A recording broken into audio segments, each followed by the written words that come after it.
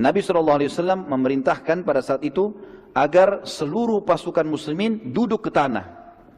Unta-unta kuda yang ada tadi 68 ekor unta dan 2 ekor kuda disingkirkan semua ke belakang. Jadi cuma pasukan manusia saja dan mereka suruh duduk. Ini orang-orang Quraisy bingung, tidak pernah lihat seperti ini. Mereka biasanya teman-teman sekalian cara orang Arab dulu kalau berperang, mereka menyerang nih, menyerang. Yang musuh itu punya kewajiban bertahan. Tangkis serangan itu. Habis itu mereka kembali, mereka lagi yang bertahan, ini lagi yang menyerang. Cuma begitu cara perangnya, cara dulu begitu. Maka mereka bingung, ini strategi apa nih? Kenapa kok dulu di bawah gitu? Bagaimana cara diserangnya? Dan Quraisy pada saat itu sempat bingung, dan ini apa ini, strategi apa? Nabi SAW bersabda, biarkan mereka menyerang lebih dulu, bila kalian didekati maka lawanlah mereka. Bila kalian diserang dengan anak panah maka berlindunglah di belakang perisai-perisai kalian. Begitu saja ya. Dan baju-baju besi kalian. Quraisy lalu tiba-tiba menyerang dengan berjalan perlahan mendekati pasukan muslimin dan memperbanyak serangan dengan anak panah, tapi pada saat itu muslimin berusaha menahan anak-anak panah mereka kena perisai-perisai sampai mereka sudah dekat. Waktu mereka sudah mau tebasin pedangnya, maka pasukan muslimin baru menyerang. Dan ternyata dengan cara seperti ini, itu ada dua manfaat kata para ulama sejarah. Yang pertama, muslimin dengan duduk rasa takutnya kurang. Beda dengan kalau berdiri. Mereka duduk gitu kan. Kemudian yang kedua, mereka pada saat menangkis serangan-serangan musuh itu akan memberikan motivasi ke mereka, ternyata kita tidak terbunuh nih. Dan dari sekian banyak 300 orang pasukan yang kena pada saat itu mati cuma 1 orang, sementara pasukan Quraisy banyak yang terbunuh. Yang terbunuh adalah Ubaidah. Ini adalah salah satu budak Umar bin Khattab yang terkena panahnya Quraisy. Ada kisah yang lain teman-teman, kisah Harithah bin Suraqah radhiyallahu anhu. Ada sebuah anak panah yang tidak jelas dari mana arahnya di pasukan muslimin. Karena pada saat Quraisy lempar panah, ada juga di antara muslimin dari belakang lempar panah. Ada satu orang namanya Harithah bin Suraqah. Ini kena panah dan tidak jelas orang ini mati di kena panahnya orang Islam atau panahnya orang Quraisy. Dan ini perlu teman-teman kita ketahui. Saya jelaskan saja karena ini terjadi pada saat itu. Setelah perang Badar, ibunya Harithah datang kepada Nabi SAW lalu mengatakan, ya Rasulullah, dalam hadis Bukhari, Anda sudah tahu bagaimana Harithah punya kedudukan di sisi saya. Saya dengar informasi dia terbunuh di Badar. Waktu Nabi sudah pulang dari Badar, sudah menang. Maka beritahukan kepada saya, di mana Harithah?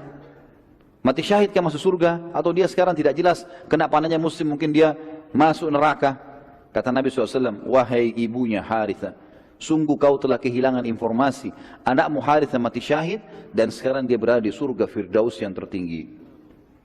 Kisah lain kisah Umair bin Hammam radhiyallahu anhu bin Hubab ya. Saat pasukan Quraisy mulai menyerang, Nabi SAW memerintahkan sahabat. Jadi waktu sudah menyerang, mereka diserang oleh muslimin, mereka mundur. Atur lagi strategi mau menyerang muslimin. Waktu mau menyerang yang kedua kali, Nabi SAW kembali mau mengatur pasukan. Jadi begitu zaman dulu, mereka masih bisa mengatur strategi perang. Diatur perang. Lalu Nabi SAW memerintahkan sahabat untuk menyerang pada saat itu terlebih dahulu. Maka para sahabat berusaha menyerang pada saat itu.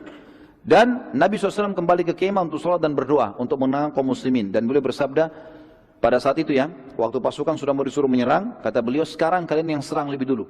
Jangan tunggu lagi dengan duduk, ini serangan yang kedua. Tapi ingatlah, ada pesan penting, ada wahyu datang. Dalam hadis Bukhari Muslim kata Nabi SAW, demi Allah, tidak seorang pun dari kalian terbunuh di sini dalam peperangan ini. Sekarang kalian nyerang nih, terbunuh, kecuali pasti masuk surga yang luasnya seluas langit dan bumi. Salah satu sahabat Nabi yang bernama Umair bin Hammam radhiyallahu anhu berkata, lagi pegang kurma berapa butir, dia mengatakan, bakhin ya Rasulullah, indah sekali nih ya Rasulullah, indah sekali, ulangi ya Rasulullah. Kata Nabi SAW, demi Allah, wahai Umair, disebut namanya dia, tidak seorang pun dari kalian terbunuh dalam peperangan ini kecuali ia pasti masuk surga yang luasnya seluas langit dan bumi. Umair bilang lagi, bakhin ya Rasulullah, indah sekali ini. Orang Arab bisa mengatakan kalau itu bakhin gitu kan. Maka Nabi SAW mengatakan, kenapa engkau katakan itu? Kata Umair, ya Rasulullah, aku hanya tinggal menghadapi orang-orang ini, Quraisy, dan aku terbunuh ditusuk oleh mereka, lalu masuk surga seluas langit dan bumi. Kata Nabi SAW, iya. Kata Umair, itulah sebabnya saya mengatakan bakhin ya Rasulullah. Maka Nabi SAW mengatakan, siap-siap, takbir, seranglah. Begitu Nabi SAW takbir, sahabat takbir, serang. Umair ini pegang ada kurma 2 butir di tangannya. Pasukan lagi menyerang. Dia bilang di dalam riwayat Bukhari, demi Allah, bila aku harus menunggu menghabiskan kurma ini masih lama. Innalah hayatun tawila. Dilempar butiran tersebut lalu dia masuk menyerang sampai dia terbunuh mati syahid. Kemudian ada kisah yang lain teman-teman sekalian. Waktu itu terjadi peperangan kecamuk, turunnya malaikat. Nabi SAW lalu kembali ke kemah dan peperangan pun berkecamuk. Sementara Nabi SAW berdoa, tiba-tiba saja beliau ngantuk, berat dan tertidur. Sekejap. Itu sekejap, ya. Abu Bakar melihat Nabi SAW lagi peperangan kecamuk ini. Nabi tadinya serius melihat. Dan pada saat itu tiba-tiba beliau terkaget. Baru beberapa detik kalau kita sekarang terbangun. Lalu beliau tersenyum. Dan Abu Bakar pun bertanya, wahai Rasulullah, kenapa anda tersenyum? Kata Nabi SAW, bergembiralah wahai Abu Bakar.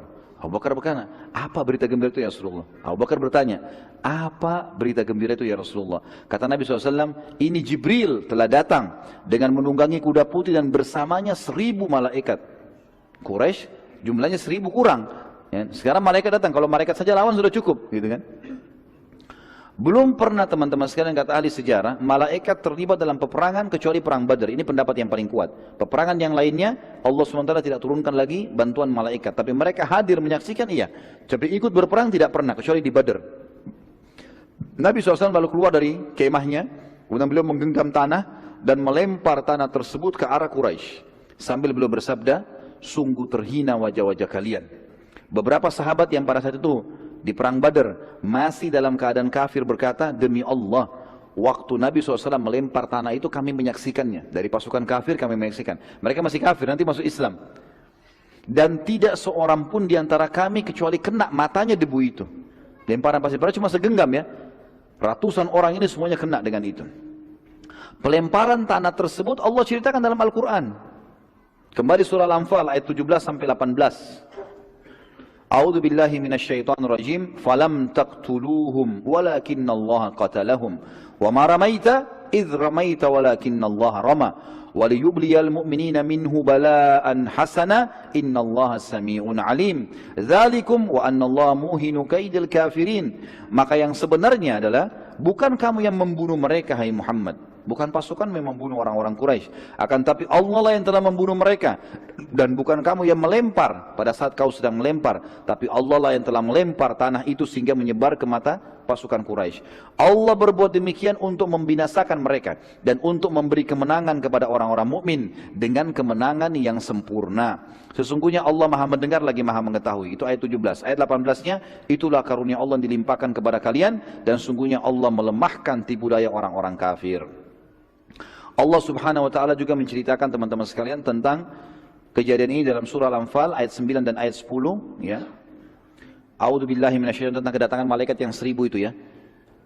إِذْ تَسْتَغِيثُونَ رَبَّكُمْ فَاسْتَجَابَ لَكُمْ أَنِّي مُمِدُّكُمْ بِأَلْفٍ مِّنَ الْمَلَائِكَةِ مُرْدِفِينَ وَمَا جَعَلَهُ اللَّهُ إِلَّا بُشْرًا وَلِتَطْمَئِنَّ بِهِ قُلُوبُكُمْ وَمَا النَّصْرُ إِلَّا مِنْ عِندِ اللَّهِ إِنَّ اللَّهَ عَزِيزٌ حَكِيمٌ. Ingatlah ketika kamu memohon hai Muhammad kepada Tuhanmu pertolongan, lalu Allah perkenankan bagimu, sesungguhnya aku akan mendatangkan bala bantuan kepada kamu hai Muhammad dan pasukanmu 1000 malaikat yang turun atau datang berturut-turut, maksudnya bersamaan. Yang ayat 10-nya, dan Allah tidak menjadikan mengirim bala bantuan tersebut melainkan sebagai kabar gembira dan agar hatimu menjadi tentram karenanya, dan kemenangan itu hanyalah dari sisi Allah, sesungguhnya Allah Maha perkasa lagi Maha bijaksana.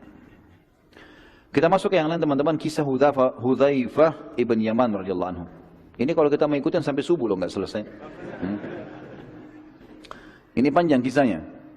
Nabi SAW memerintahkan agar muslimin tidak membunuh Abul Bukhturi karena ia yang telah membatalkan pemboikotan terhadap Nabi SAW dan Bani Hashim juga Bani Muttalib. Masih ingat Abul Bukhturi?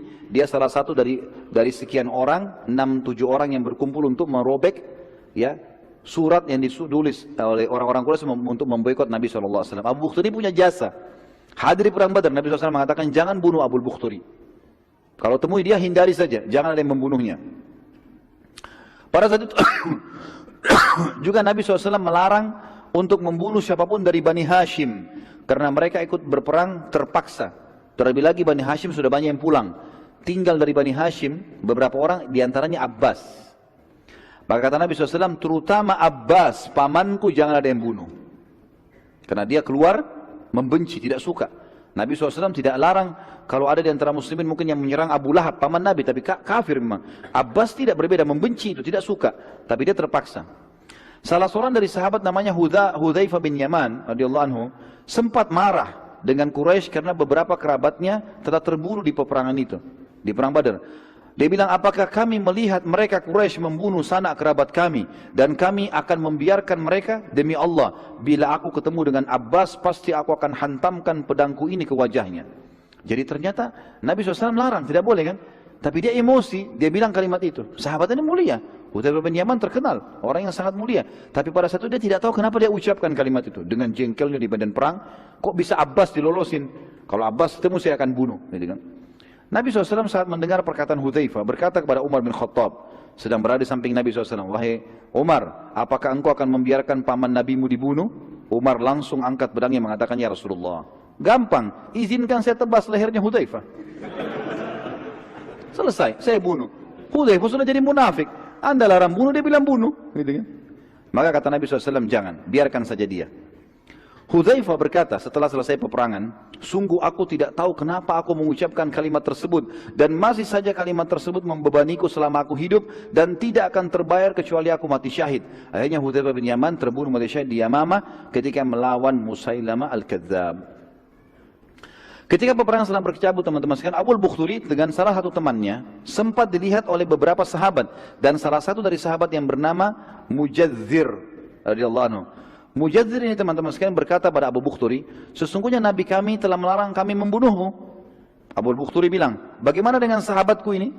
Ada teman di sebelahnya. Kata para sahabat, kami tidak dilarang membunuhnya. Ya, cuma kamu saja sendiri. Abu Bukhturi bilang, aku tidak akan membiarkan sahabatku kalian bunuh. Mujadzir lalu berusaha menyerang sahabat Abu Bukhturi, tapi Abu Bukhturi terus menghalangi dan akhirnya Mujadzir ya tidak sengaja menayangkan pedangnya dan akhirnya Abu Bukhturi menyerang Mujadzir dengan pedang. Pada saat diserang dia menangkis, kemudian dia menyerang tidak sengaja kepada Abu Bukhturi dan Abu Bukhturi akhirnya terbunuh. Pada saat itu Nabi SAW sudah dipesan, jangan bunuh Abu Bukhturi, apapun alasannya, hindari. Tidak usah mau bunuh temannya, sama temannya pun ditinggalkan. Mestinya begitu perintah Nabi SAW. Mujadzir segera menghadap diri kepada Nabi SAW dan berkata, demi Allah ya Rasulullah, aku tidak mau membunuhnya, tapi ia terus menyerangku hingga aku harus membela diri dan akhirnya membunuhnya. Terus saja Mujadzir meminta ridho Nabi SAW sampai Nabi SAW memaafkannya. Dan kita renungi di sini teman-teman bagaimana para sahabat sangat menjaga perintah dan juga larangan Nabi SAW.